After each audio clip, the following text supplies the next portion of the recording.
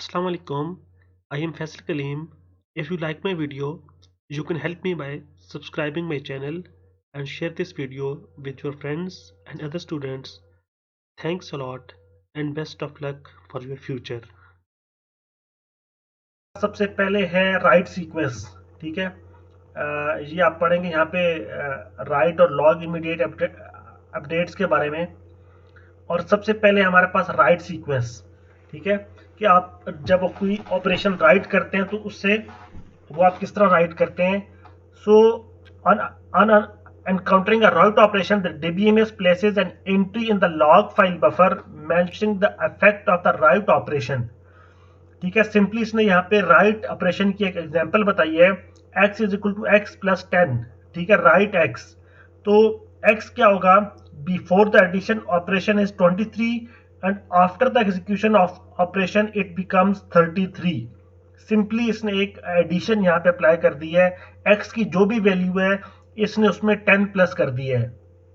ठीक है, इसने एक राइट सीक्वेंस की एग्जांपल दी है। आगे चलते हैं, इसने यहाँ पे ये बताया है कि the entry made in the log file will be.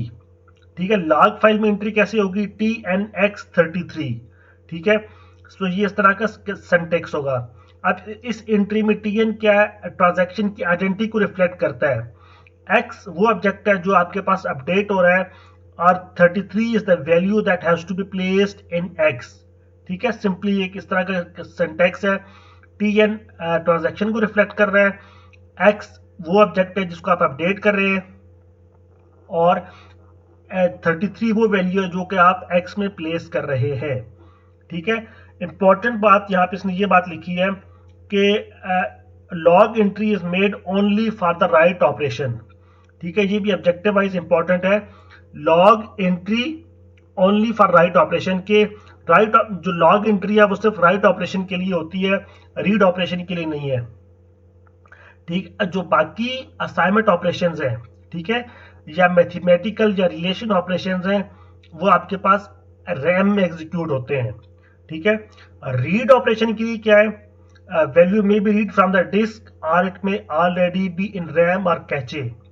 ठीक है, सो आप रीड ऑपरेशन के लिए जो वैल्यू है वो आप डिस्क से रीड करते हैं या ये ऑलरेडी रैम में होती है।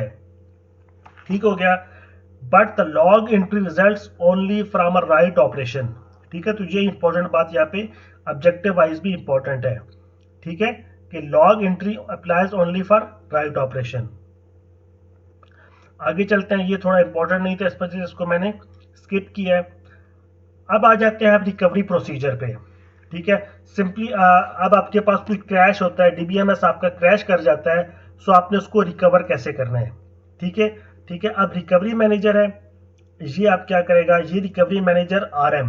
ठीक है, ये रीस्टार्ट पे लॉग फाइल्स को एग्जामिन करेगा। ठीक है, उनको देखेगा कि कौन सी लॉग फाइल्स क्रैश हुई हैं। ठीक है, अब फिर यहाँ पे एक MCQs भी आपका इंपॉर्टेंट ऑब्जेक्टिव के लिए है कि द ट्रांजैक्शंस। ठीक है, वो ट्रांजैक्शंस जिनमें आप जो के बिगिन और कमिट ऑपरेशंस कंटेन करती हैं, वो ट्रांजैक्शंस आपके पास रीडन होती हैं। ठीक है, transactions having begin and commit operations और रीडन, ये इंपॉर्टेंट बात है ऑब्जेक्टिव के लिए कि जिनमें आपके पास बिगिन और कमिट ऑपरेशंस आता है ना, कमांड्स आती हैं, वो ट्रांजैक्शंस आपके पास उनको आप दोबारा करते हैं, वो रीडन होती हैं। ठीक है, that is the right entries for such transactions और एग्जीक्यूटेड अगेन, आप इनको दोबारा से रीडू करते हैं, रीडन करते हैं। ठीक है, अब कमिट का आप यहाँ तो मैंने कमिट की यहाँ पे लिखा है कि चेंजेस को सेव करने के लिए यूज होता है। ठीक है, बिगिन और एंड जो आप स्टेटमेंट यूज करते हैं SQL में, वो एक स्टेटमेंट ब्लॉक को ना वो करता है, उसके स्टार्ट में आता है बिगिन और उसके एंड पे एंड आता है, तो इस तरह से एक इसका सिंटैक्स होता है बिगिन और एंड स्टेटमेंट का। ठीक है, और यहाँ पे एक क्वेश्चन ये अराइज हो रहा है कि RM को रिकवरी मैनेजर को कितना बैकवर्ड मूव करना चाहिए डेटाबेस के अंदर in the log file to trace the transaction affected from the crash that the RM needs to redo or ignore. ठीक है, कि उसको RM को कितना पीछे, कितना बैकवर्ड मूव करना चाहिए लॉग फाइल में। ठीक है, कि कौन सी ट्रांजैक्शंस को वो रीडू करे या कौन सी ट्रांजैक्शंस को वो इग्नोर करे। अब इसके लिए क्या, इसके लिए आप चेक पॉइंट अप्लाई करते हैं। ठीक है, checkpoint is used in the recovery procedure. अब चेक पॉइंट क्या है, ऑब्जेक्टिव वाइज ये भी आ सकता है, checkpoint is also a record or an entry in the log file. Checkpoint भी लॉग फाइल के अंदर एक रिकॉर्ड या एंट्री है। ठीक है, ठीक है, लॉग फाइल के अंदर ये एक रिकॉर्ड या एक एंट्री की तरह है, लेकिन ये एज अ रेफरेंस पॉइंट के तौर पे एक्ट करता है। ठीक है, ये मैं लिखा यहाँ पे serve as a reference point. ठीक है, अब यहाँ पे at certain DBMS enters a log in the log file and also performs certain operations listed below। ठीक है, अब कुछ DBMS आपके पास ऑपरेशंस परफॉर्म करता है। ये मॉडिफाइड डेटाबेस को डिस्क की तरफ मूव करेगा। ऑल रिकॉर्ड्स आपके पास मूव होते हैं from buffer to disk. Writing a check point record to log. Log record mentions all active transactions at the time. तो ये जो है दो तीन किस्म की इसने ऑपरेशन परफॉर्म किए हैं। अब ये बात कर रहा है कि RM recovery manager has to decide which transactions to redo and which to ignore and RM decides it on the following basis. Recovery manager का काम है कि उसने डिसाइड करना है कि कौन सी ट्रांजैक्शंस को उसने रीडू करना है और कौन सी ट्रांजैक्शंस को उसने इग्नोर करना है। ये ये रिकवरी मैनेजर का काम है। और सॉरी और यहां पे आके आपके पास क्या होता है, ट्रांजैक्शंस एंडेड बिफोर। अब सॉरी, यहां पे हम बात कर रहे थे कि रिकवरी मैनेजर का काम है आपके पास कि उसने ट्रांजैक्शन को रीडू करना है, कौन सी ट्रांजैक्शन को रीडू करना है और कौन सी ट्रांजैक्शन को उसने इग्नोर करना है। अब और ये किस बेसिस पे डिसाइड करता है, इन बेसिस पे डिसाइड करेगा। ठीक है, transactions ended before the check points are ignored. ठीक है, वो ट्रांजैक्शंस जो कि चेक पॉइंट से पहले एंड हो जाती हैं वो इग्नोर होंगी। ठीक है, वो ट्रांजैक्शन जिनमें बिगिन और कमिट एंट्रीज है वो आपके पास रीडन होंगी। ठीक है, ये भी ऑब्जेक्टिव आ सकता है कि वो ट्रांजैक्शन जिनमें बिगिन और कमिट स्टेटमेंट्स है वो रीडन होंगी। ठीक है, transaction having begin and abort entry are ignored. जिनमें बिगिन और अबॉर्ट एंट्रीज हैं वो इग्नोर होंगी। जिनमें बिगिन और नो एंट्री हैं वो भी आपके पास इग्नोर होंगी। तो सिर्फ जो रीडन हो रही हैं वो कौन सी हो रही हैं, जिनमें बिगिन और कमिट एंट्रीज आ रही हैं। अब check points make the recovery procedure efficient. Check point आपके पास रिकवरी प्रोसीजर को एक एफिशिएंट बनाता है। अब writes are deferred until commit. Writes are deferred until commit for transactions found. ठीक है, for recovery purpose log file is maintained. ठीक है, log file help to redo the actions that may be lost due to system crash. ठीक है, जब कोई system crash हो जाता है तो रिकवरी के लिए आप लॉग फाइल्स आपकी हेल्प करती हैं। Log files also contain check point records. Log points check point records भी कंटेन करती हैं। यहाँ पे ये बात कर रहा है कि database buffers are updated immediately. अब contrary to the deferred updates. ठीक है, इन database buffers are updated immediately. ठीक है, ये भी एमसीक्यूज में आ सकता है कि जो डेटाबेस बफर्स है वो भी इमीडिएटली अपडेट होते हैं। As the write statements executed and files are updated when convenient. One effect of immediate update is that the object updating process needs not to wait for the commit statement। ठीक है, immediate update का आपके पास effect यही है कि जो आपके पास object update हो रहा है उसने कमिट स्टेटमेंट का वेट नहीं करना। ये आपके पास जो है एक इंपॉर्टेंट पॉइंट है। ठीक है, however there is a problem that the transaction in which a write statement has been executed may be aborted later। आप उसको अच्छा, अब यहाँ पे आप आ जाएं आप स्ट्रक्चर ऑफ लॉग फाइल पे कि लॉग फाइल का जो आपके पास स्ट्रक्चर है वो आपके पास कैसा है। The structure of log file entry for immediate update technique is. ठीक है। अब ये लॉग फाइल का structure tr object old value new value, ठीक है। अब ये भी आपका सिंटैक्स एमसीक्यूज में आ सकता है कि आपने ये जो सिंटैक्स है उसको थोड़ा माइंड में रख लेना है, ठीक है। सबसे पहले tr आएगा, फिर ऑब्जेक्ट आएगा, फिर ओल्ड वैल्यू, फिर न्यू वैल्यू। tr की यहाँ पे क्या है, ट्रांजैक्शन आईडी को प्रेजेंट कर रहा है, object is the object to be updated, old value आपके पास क्या है, represents the value of object before the execution of write statement, and new value is the new value of the object, ठीक है। तो आपने ये लॉग फाइल के स्ट्रक्चर को देख लेना है। अब ये बात कर रहे हैं राइट स्टेटमेंट के sequence of steps on write statement is, write statement के कौन से सीक्वेंस ऑफ स्टेप्स हैं। Log record of the form tx old value new value, ठीक है, is written in the log file, database buffers are updated, log record is moved from buffer to the file, log आप buffer से file की तरफ move होते हैं, database is updated when convenient, ठीक है, जब कन्वीनियंट होता है तब आप डेटाबेस को अपडेट करते हैं। On commit a log file entry is made in the log file as t commit, ठीक है। तो जब आप कोई आपने लॉग फाइल एंट्री कमिट करनी है तो आप उसका ये सिंटैक्स है t commit। रिकवरी सीक्वेंस पे आ जाए। In case of crash, the RM detects the crash as before on restart and after that the recovery procedure is initiated, ठीक है। क्रैश में जब वो आपके पास पता चलता है कि क्रैश हुआ तो रिकवरी प्रोसीजर इनिशिएट होता है, ठीक है।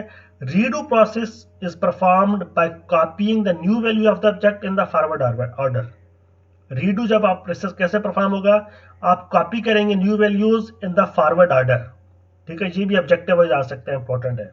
फॉरवर्ड ऑर्डर में आप न्यू वैल्यूज को कॉपी करेंगे, ठीक है। और ये बिगिन वाला की बात भी कर रहा है यहाँ पे। Undo activity is performed, undo आप कैसे, executing the right statement in the reverse order till the start of the transaction. जो अनडू एक्टिविटी है, ठीक है, वो आप राइट स्टेटमेंट्स को रिवर्स ऑर्डर में जब एग्जीक्यूट करेंगे, ठीक है, तो वो आपके पास अनडू एक्टिविटी आएगी। अनडू में आपने रिवर्स ऑर्डर करना है और रीडू में आपने फॉरवर्ड ऑर्डर करना है। ये इन दोनों में थोड़ा डिफरेंस है। During this execution, the old values of the object are copied place, so all changes made by these transactions are cancelled, ठीक है। मतलब अनडू में आप जो ही कर रहे हैं कि आप रिवर्स कर रहे हैं तो आपके पास जो ट्रांजैक्शंस है वो कैंसिल हो जाएंगी। अब ये पढ़ लें, आपको दी जरा इतना खास नहीं था इसलिए मैंने आप इसको रहने दिया। Check points are used in immediate updates approach as well. अब क्रैश रिकवरी आप क्यों करते हैं, डीबीएमएस का एक इंपॉर्टेंट एस्पेक्ट है। In spite of all precaution protection the crash happens, ठीक है। आप जितनी मर्जी प्रिकॉशन और प्रोटेक्शन कर लें, क्रैशेस आपके पास अकर होते हैं। अब आप इनकी फ्रीक्वेंसी को मिनिमाइज कर सकते हैं, लेकिन आप इनको बिल्कुल अवॉइड नहीं कर सकते। ये क्रैशेस आपके अकर होने ही नहीं है। मकसद आपका ये होना चाहिए कि आप इनकी फ्रीक्वेंसी है, आप इनको मिनिमाइज करने के कम से कम क्रैशेस हों। The purpose of recovery mechanism is to reduce the effect of this crash as much as possible and to bring database in a consistent state, and we have studied how the DBMS performs this activity, ठीक है। जाहिर सी बात है, recovery mechanism आप उसी apply कर रहे हैं कि आप क्रैश का जो इफेक्ट है आपका उसको आपने मिनिमाइज करना है और आपने डेटाबेस को एक कंसिस्टेंट स्टेट में रखना है। अब बात आ जाती है आपकी कंकरेंसी कंट्रोल पे। कंकरेंसी कंट्रोल ये हम लास्ट लेक्चर में भी इस पर बात कर चुके हैं कि जब मल्टीपल यूजर्स, ठीक है, डेटाबेस को at the same time access करते हैं तो फिर आपने उस टाइम आपने कंकरेंसी कंट्रोल को मेंटेन करना है, ठीक है। अब मैंने आपको लास्ट लेक्चर में एटीएम की एग्जांपल दी थी कि एक बैंक की एक शहर में, एक सिटी में मल्टीपल एटीएम्स एक ही टाइम पे काम कर रही होती हैं, लेकिन मल्टीपल यूजर्स बैंक के सेम डेटाबेस को एक टाइम पे एक्सेस करते हैं, लेकिन वो उनका जो डेटाबेस है वो कंसिस्टेंट वे में बिहेव करता है, रिस्पॉन्स करता है, ठीक है, रिस्पॉन्ड करता है। सो ये आपके पास कंकरेंसी कंट्रोल है कि आपका database eight the same time multiple users को अकोमोडेट कर सके, उनको फैसिलिटेट कर सके, ठीक है। अब इसका मकसद क्या है कि जाहिर सी बात है आपने शेयरिंग ऑफ डाटा करना है, ठीक है। अब अगर आप एक यूजर एक टाइम पे लेंगे तो फिर आपके पास वो क्यू में चला जाएगा और इस तरह आपके पास इनएफिशिएंट होगा और ये टाइम ज्यादा लगेगा। इसलिए आप मल्टीपल यूजर्स को एक्सेस देते हैं। ठीक है, आप एक यूजर को एक टाइम पे अलाउ नहीं करते क्योंकि इस तरह आपका टाइम ज्यादा इंक्रीज होगा। इसलिए आपके पास जो है ना कंकरेंट एक्सेस आपके पास एसेंशियल है। ठीक है, अब वही बात कर रहे हैं इस पूरे पैराग्राफ में, इस पूरे कि जब आपके पास आप कंकरेंट एक्सेस को प्रॉपरली कंट्रोल नहीं करेंगे तो फिर आपके पास सर्टेन प्रॉब्लम्स हो सकते हैं। Same is the case with bank की। मैं आपको बार बार एटीएम से एग्जांपल देता हूँ।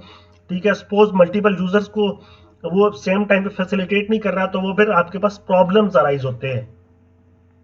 ठीक है, अब वो कंकरेंसी कंट्रोल इस बात को जो है ना एसेंशियल करता है कि आपके पास जो डेटाबेस है वो कंकरेंट एक्सेस में बिहेव कर सके।